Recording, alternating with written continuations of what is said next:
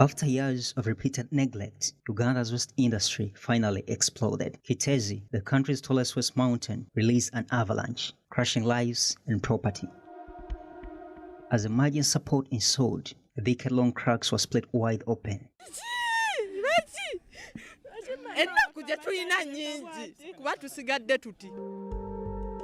Number one priority was about structure plan, coming up with the structure plan, but number two was about solid waste management and specifically Kiteezi. The country now talks of waste to energy, the fourth pillar in the waste management hierarchy.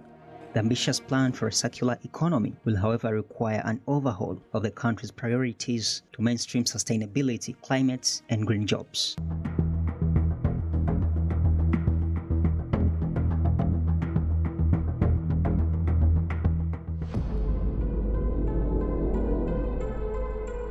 This is the home of prospects that has attracted the entire country into a hive of activity. With a big population, there's bound to be opportunities, challenges. Waste was never among the anticipated outcomes as the demand and consumption of goods and services finally exploded into an environmental disaster. This place represents so many things. In the first place, on August 10th, we had a catastrophic event. 35 people are on record reported to have died, and majority of those people were green workers, waste sorters and waste pickers. So the place where we are right now apparently lies in limbo because there is no more activity going on. So 28 years of landfilling this place amounted into a catastrophic event. And the cause for that, scientifically, you're looking at 28 years of methane buildup. Different waste streams in here, inorganic and organic. But when it comes to the organic waste stream, you're looking at food waste largely. So at the end of the day, you're looking at anaerobic digestion and then methane buildup. Methane has a high heat value. So when we talk about the explosion, obviously it's an answer to that. So moving forward, there are so many questions regarding sustainable development. How can cities develop sustainably without looking into issues such as exactly what happened here? Cities such as Jinja, you're looking at Mbale, you're looking at Gulu, are most likely to as well have the same fate. For as long as they don't look into how best we can develop without drawing so much impact on the environment. So at the end of the day, there's so many questions that regard the green industry. How can the waste subsector, which is part of the green industry, be transformed from where it is right now to make it better? You're looking at green jobs. How can the green jobs be made better? So one of the key areas will be the ordinances. And most importantly, provisions such as sorting at source. Because if we had sorting at source implemented, and then different waste streams being directed into a green industry production line, perhaps this wouldn't have happened. So moving forward, there are so many questions regarding sustainability. And sustainability, we're looking at questions regarding environmental protection, climate justice, and then socio-economic development. How best can we move forward without drawing so much impact on the ecosystem?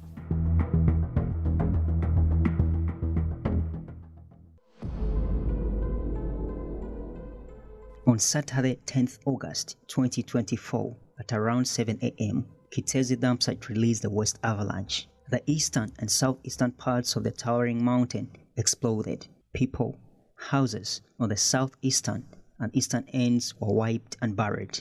The mountain had been baked and pounded by rain for 28 years. Several people died under waste debris and rubble, and the country was frozen.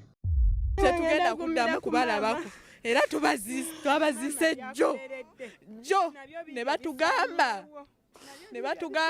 tujje no mu Kiteezi mu tenti mwe tugenda otandika okubeera kati eyo ye nnyumba mwe tugenda okutandika okubeera tetuyina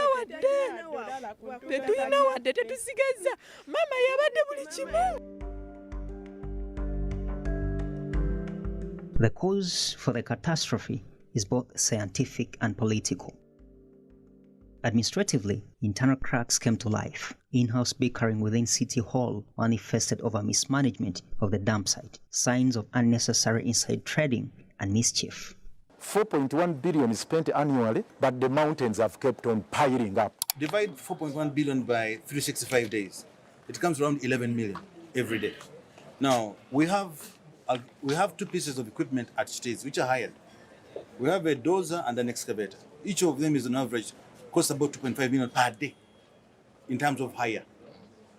And that is a wet rate. Now that's 5 million already wiped off the 11 million. Then you have operational costs, okay? You have managers and other staff who are assisting the contractor to manage it. In September 2021, I petitioned the Parliament and government on this floor and informed the House and government of the worsening state and condition of the landfill. Actually, a few days after, I went to the landfill with the State Minister for Kampala and the Deputy Executive Director for Kampala. Water flooding from the landfill had taken away people's houses. Abantu bafiira ddala abawera abakozi bannaffe be twakola nabo baafa n'emirambo egimu gyabula n'obwana kasasi abadde akunganya abantu ba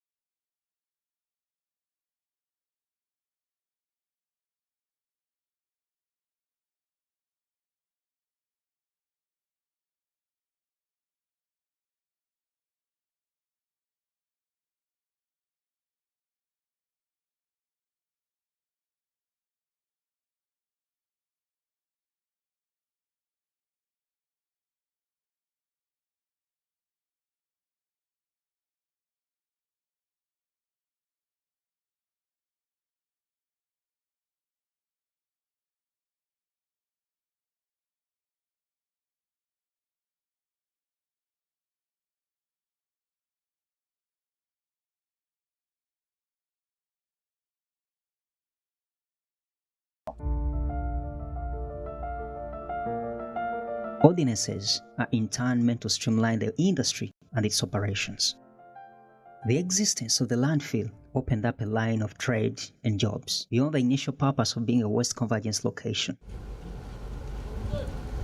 Since 2000, the city authority opened doors for commercialization of the waste subsector through the waste collection business as provided for in Section 23 of the Solid Waste Management Ordinance. Over time, investment has relatively improved. So the KCC Solid Waste Management Ordinance provides for many of these basic and foundational principles of dealing with waste. Most importantly, the polluter pays principle.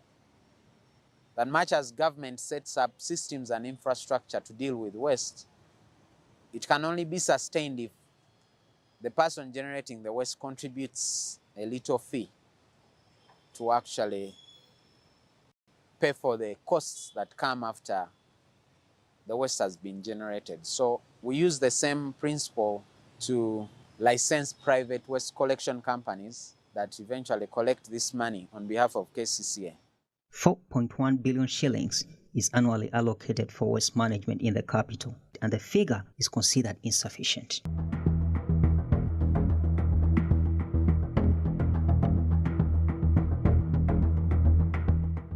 Just before the waste collapse, I visited this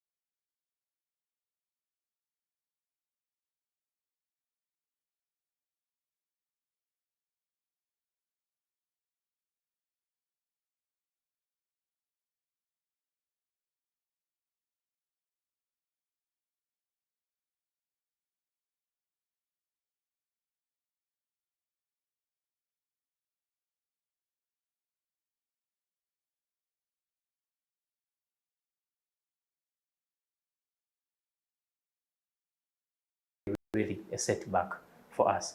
And the ladies there literally have no jobs right now, but they are trying to scout around to figure out what to do so that they can continue to earn from Climate Hub. Beyond what we see, the waste collection industry is a buzz of transactions and territorial battles. In 2016, Beneath Services sued the City Authority, the Solid Waste Management Consortium, and HomeClean in a dispute where exclusive rights had been assigned to the consortium and HomeClean. 2 years later, court ordered KCCA to issue licenses to all or any interested persons that meet the requirements to participate in the waste collection business. By 2050, global waste generation is expected to hit 3.4 billion tons. While it should be an opportunity, there is a clear challenge for the much-needed green jobs. Batuleetera nnyo empisa eziva eyo mu malwaliro ne zitufumita n'oba oyambadde gloves ziyitamu n'ekufumita amacupa agatise gabeera mangi gatusala olumu ne we baba bakola basenda ebintu ebyo machines nga zisenda esobola okutwala bweti nga tomanyi nti kiki esitudde munda ne muvaamu ekintu ekiri heavy ne kikuba oba kikutudde mukono oba mugulu bwe bityo. Reform these laws to extend protection to workers irrespective of unemployment status. So the workers of Kiteezi, the waste pickers, basically, yes, they can, maybe under negligence, of course the government owed them a duty, they can hold the government liable for that, but not purely under the aspect of occupational safety and health. Yet, actually occupational safety and health now should be an issue where government has to come in and be held liable. Despite the industry being disregarded, there are clear signs that the waste subsector can fix several gaps regarding environment, climate, and socio-economic sustainability. I'm told that it exploded shortly, a few minutes after 7. There are young boys and girls who are about to go and see what is happening there. So, you see, I'm trying to show you that the people could easily tell how waste is the most wanted raw material. Like me, that one I can justify. Like me, going to plastic recycling organizations. Mazeemu emyaka 20 natandika okuyingira kasasiro ng'embeerera enkaluubiridde nasooka nange nesigutwalanga mulimu nenguyingiramu naye nensobola okwerabirirako kulabirira abaana n'abazzukulu nenzimbako n'akayumba kwembeera nina emyaka 57. According to C40, Africa's top cities are pursuing ambitious climate action plans to meet the 50 million good green jobs worldwide by 2030. Johannesburg, Accra, Dar es Salaam, Nairobi, and Addis are on track, a shared path that Kampala simply dreams of. 11.9% of their job portfolio are green jobs, spread across waste management, transport, energy, and other segments.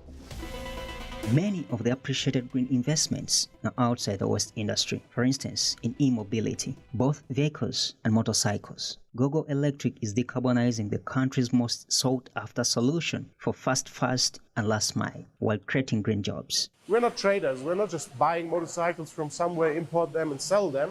We're actually making the motorcycles here, we make the batteries here, and we're developing the charging infrastructure, the network of battery swap stations to serve our clients here in Uganda. And doing so, we have grown from October 2022, when we were 27 people, to 417 jobs as of today. Green jobs, well-paid jobs in, future-proof industries, green industries. So in terms of job creation, I would say that's another massive impact. Our monthly payroll is around 1 billion shillings. If developed, the waste industry would be a precise fit for the circular economy, but there is a priority challenge. Electric mobility is a flashy green investment, and it's attracting billions of investment across. Amidst the disaster at Kiteezi, the country's biggest EV project, Kira Motors, held its first ever e-mobility expo. Over time, the waste subsector couldn't secure the necessary funding for the dump site and shield the green workers from uncertainty. For almost 5 successive financial years, we've been arguing for additional funding to either close Kiteezi or improve the operations around Kiteezi. We've not been getting this financing due to, of course, budgetary pressures we have.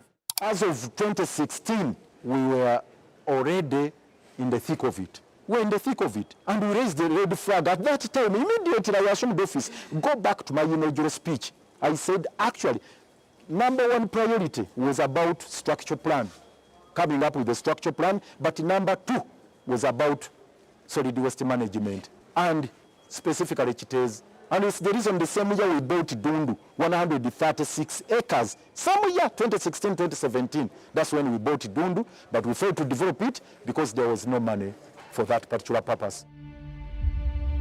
In the heat of the crisis, the former deputy executive director, the executive director herself, Dorothy Kisaka, and the director of public health had to be relieved of their duties and charged with manslaughter.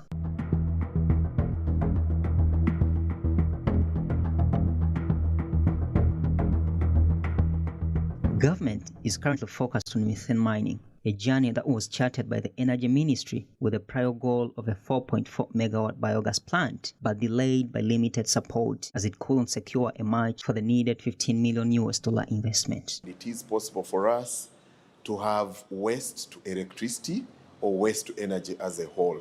So the studies that we've done, the waste flow studies that we've done, and indeed the feasibility studies that we've done, have been critical in providing that much needed data that investors want when they are making decisions to invest in this particular case. The long-term solution is circularity. If unresolved, Kampala could be on a clear path to collapse.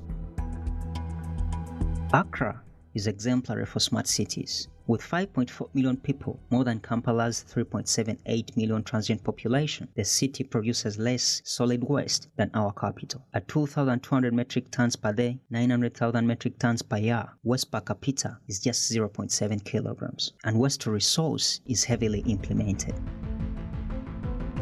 But cities are bound for drastic environmental collapse in case circularity isn't implemented. Jinja, a major city in the east, generates 220 tons of waste per day. 450 tons in Mbale and 250 tons head to Kenkombe composting site in Mbarara. As these cities grow, they are consistently choking on waste. With lessons from Kampala, they will equally need to invest in green growth, effectively implement regulatory policies, and transform waste into resource.